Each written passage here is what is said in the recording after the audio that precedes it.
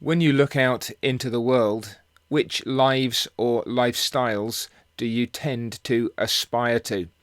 Perhaps you tell yourself, if I were just a little bit more like that, then I'd be a little bit happier.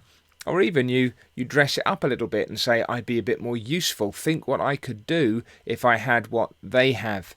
And what they have is typically the wealth or the beauty, the fame, the influence, the pleasure, the ease. There is so much that the world esteems, and we're so easily trained to think of it as what's really valuable and profitable. But in Proverbs 23 and verse 17, we're told not to let our heart envy sinners, but to be zealous for the fear of the Lord all the day, or to continue in the fear of the Lord, or to be in the fear of God all the day. For surely there is a hereafter, and your hope will not be cut off. Here is the counterpoint, if you will, to that envy that too often grips our hearts, however we dress it up. A desire to be like the world in the best that it appears to offer us. But rather than envying sinners, rather than aspiring to be like those who really have no future and no hope, we ought to cultivate the fear of the Lord all the day. That's a reverent awe of God. It's that sense of living before Him and desiring to please Him and not to displease Him, because we know Him as God and our God.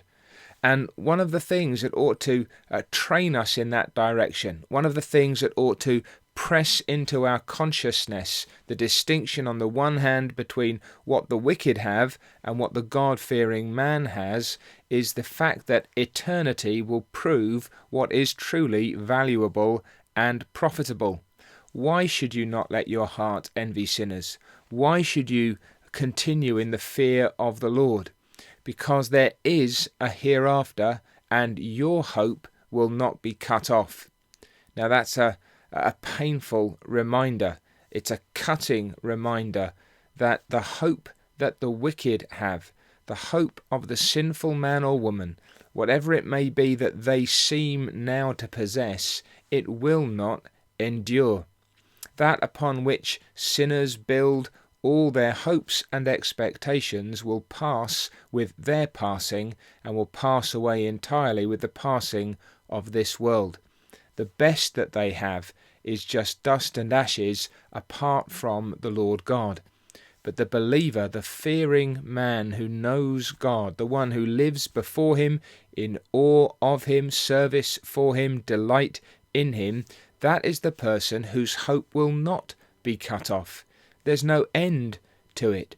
Whatever we may appear to lack here, we have God Himself now and forever.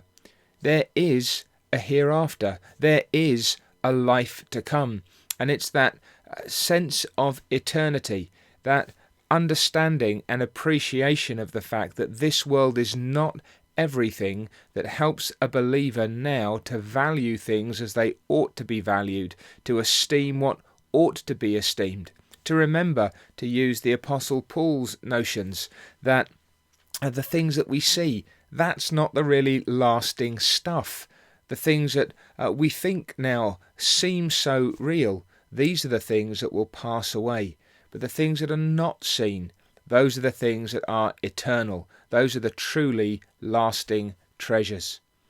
So when we think of the solid joys and the lasting treasures that none but Zion's children know, to use the language of the hymn, that should stop us envying sinners and aspiring to have only what wicked and godless people can attain to in this life.